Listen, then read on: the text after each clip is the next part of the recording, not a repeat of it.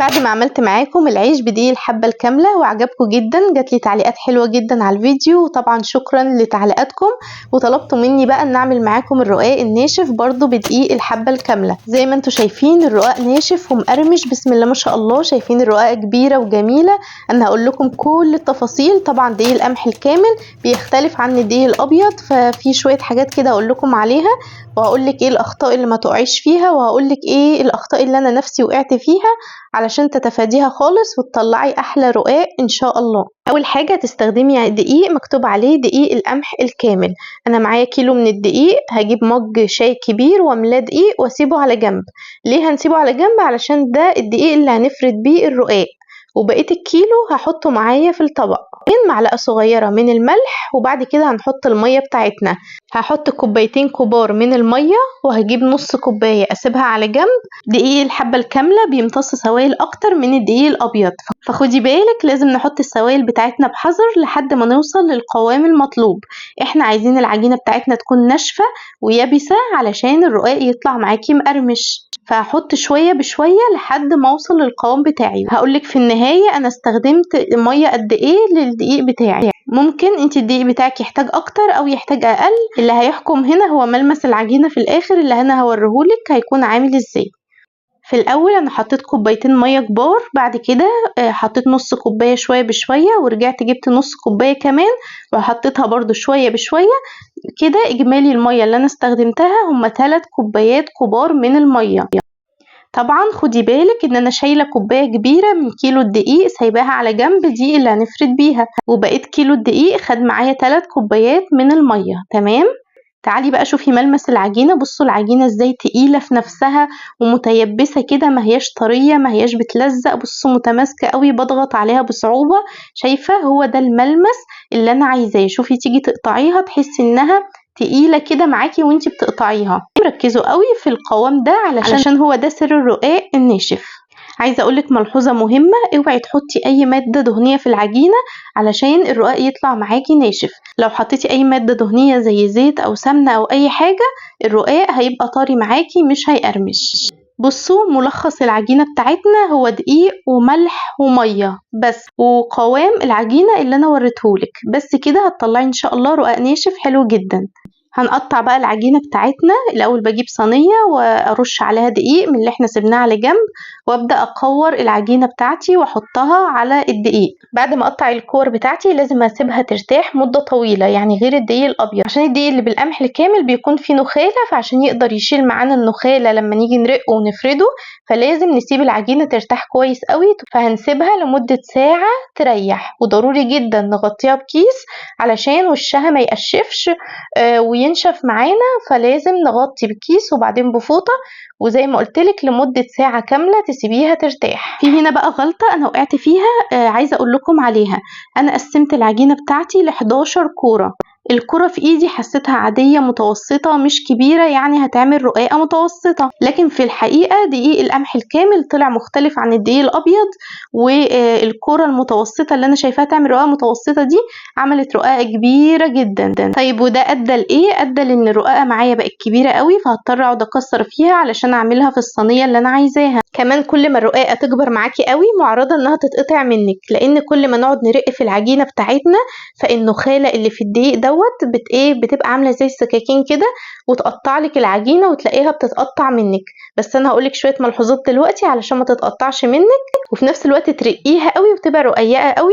بس زي ما قلت لك ما تكبريش حجم الكوره، ما تخليش الرقاقه معاكي كبيره عشان ما تتقطعش معاكي وانتي عماله ترقي فيها. نصيحتي ليكي لو هتعملي نفس المقادير بتاعتي وعايزه الرقاقه تكون صغيره او لحد ما متوسطه شويه، قطعي المقدار ده ل20 كوره. تمام، يبقوا 20 رقاقة مش 11 بس، لاني الرقاقة طلعت معايا حجمها كبير قوي، يعني هضطر ان انا اكسر فيها علشان احطها في الصينية اللي انا عايزاها. تعالي بقى اقولك على السر اللي يخلي الرقاقة زي ما انت شايفاها كده تترق جامد وتبقى رقيقة وفي نفس الوقت عمرها ما تتقطع منك. بصي يا حبيباتي، محتاجين ان احنا نفرد ببطء، ما نضغطش ضغطات جامدة قوي واحنا بنفرد الرقاقة بتاعتنا. تالت حاجة نستخدم دقيق كتير قوي فوق وتحت العجينة واحنا بنفرد بالنشابة. ومهم طبعا تستخدمي عصاية او نشابة رفيعة خالص زي اللي انا بستخدمها دي كده. في الاول كده بفردها عادي خالص وبخليها مدورة، بعد كده ببدأ ان انا الفها على العصاية واضغط ضغطات خفيفة على العصاية وانا بلف، وارجع احطها زي ما انت شايفة طبعا واضح عشان تطلع معاكي رقيقة. هتفضلي بقى كده ترقي فيها، هتلاقي بقى بسم الله ما شاء الله الدقيق ده بيفرد معاكي قوي، لان طبعا هو شارب سوائل كتير. فلما بتيجي تفردي الرقاقة تلاقيها ما شاء الله كل ما تفردي فيها تفرد معاكي، بس هي عايزة نتعامل معاها بحساسية شوية لان هي حساسة كده، فمحتاجين بس ايه نتعامل معاها بالراحة. هتطلع معاكي بسم الله ما شاء الله. وزي ما قلتلك كمان استخدمي دقيق كتير قوي وانتي بتفردي. انا هقول لكم كل التفاصيل، مش هنسيب اي حاجه لما نقولها، وهنشرح برضو كل التكات بتاعه التسويه. واللي عنده برضو اي سؤال بخصوص الرقاق يكتب لي في التعليقات، انا برد على كل التعليقات بنفسي. ولو عايزين برضو نعمل وصفات بالدقيق الاسمر تاني قولوا لي ايه الوصفات اللي انتوا عايزينها عشان تقترحوا عليا الفيديو الجاي ان شاء الله. وتعالوا بقى نتكلم على التسويه.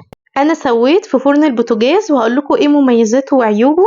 بس الاول لازم قبل ما تدخلي الرقاقه الفرن يكون سخن قبلها ودرجه حراره عاليه. اول ما بنبدا بيكون درجه الحراره عاليه، بعد كده بنبدا نهدي النار عشان الرقاق معاكي يقرمش. فلازم ان انتي في الاول تكون نار عاليه، بعد شويه تبداي تهدي النار. ليه نهدي النار؟ عشان لما بياخد وقت على نار هاديه الرطوبه كلها بتسحب من الرقاقه وبيقرمش معاكي وبيكون خطير. كمان انا حاطه الصينيه السمراء اللي هي بتاعه الفرن دي قلباها على ظهرها وبحط عليها الرقاقه، بقلبها مرتين وبعد كده اطلعها فوق تحت الشوايه. والشوايه انا مهدياها على اهدى حاجه تمام، وبفضل سايباه لحد ما ياخد التحميصه او اللون اللي انا عايزاه.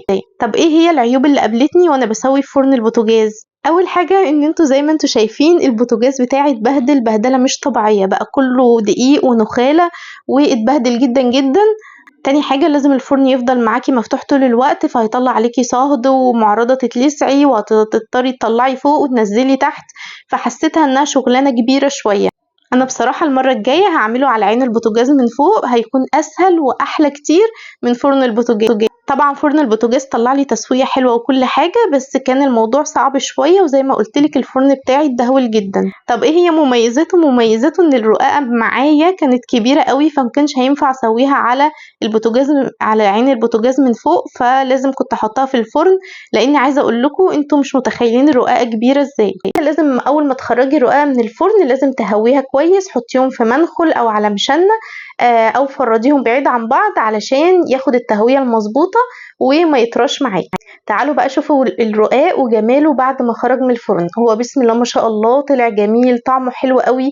يعني بصي وانتي بتاكليه تحسي ان هو غني، ان هو متغذي، مع ان هو دقيق وميه، بس سبحان الله دقيق القمح الكامل عشان فيه نسبة الياف عالية قوي. فلما تاكليه تحسي كده ان هو مشبع، تحسي ان هو فيه قيمة غذائية، تحسي كده ان هو متغذي من غير اي حاجة. فما شاء الله جميل جدا. عايزة اقول لكم احنا على طول في يوميها سقيناه في لبن سخن وكان طعمه خطير. ما تنسوش بقى اللايك الجميل من ايديكم طبعا فضلا وليس امرا، وتعليق ولو بحرف عشان يوصلك كل الفيديوهات الجديدة بعد كده.